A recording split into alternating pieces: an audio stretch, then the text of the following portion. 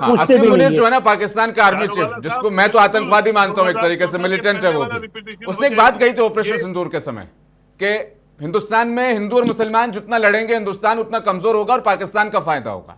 और ये जो बयान दिए जाते हैं ना कि ये हिंदू राष्ट्र है, आई लव महादेव कहने वाला मेयर बनेगा, बुरके वाली हिजाब वाली, घर में कैद रखो, ये तमाम जो हलाला, ये तमाम जो बयान है, ये असीम मुनीर की सोच वाले बयान, मैं उनकी निंदा करता हूं। और मैं चाहता हूं कि भारतीय जनता पार्टी ऐसे कार्यकर्ताओं पर, ऐसे विधायकों पर एक्शन ले, कम से कम वो जो असीम मुनीर की सोच है उस सोच वाले बीजेपी में कम से कम ना। देखिए रहीम जी, मैं एक बात यहाँ पे एकदम एकदम पोलाइटली कहना चाहता हूँ।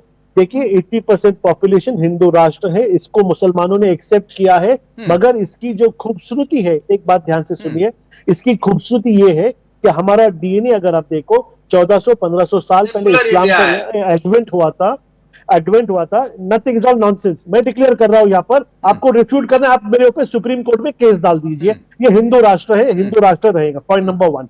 पॉइंट नंबर 2, जो हमारे मुस्लिम भाई है यहाँ पे 30 करोड़ मुस्लिम भाई लोग, भाई बहन हमारे ये देश में रहते हैं। मोहन भागवत जी ने कितना स्पष्ट तरीके से कहा, क्या ये इस देश के, इस जमीन के, इस पानी, इस माटी, इस हवा के अंग है, इनको हम यहाँ से निकाल नहीं सकते, इनके साथ में हम रहते हैं, क्योंकि इनका डीएनए भी वही है, इनका खून भी वही है। यानी जो निकालने की सोच पहले जहन में आ चुकी है, वहीं पर आपने हमें सेकंड सिटीजन मार लिया। इस बात का मैं हमेशा अपोज करता रहूंगा। बहुत बहुत शुक्रिया अली दारूवाला जी चर्चा में साबित होने के लिए। लेकिन जाने से पहले फिर कहूंगा, हिंदू राष्ट्र नहीं है, सेकुलर भारत देश है जिससे हम बहुत ज्यादा प्यार करते हैं।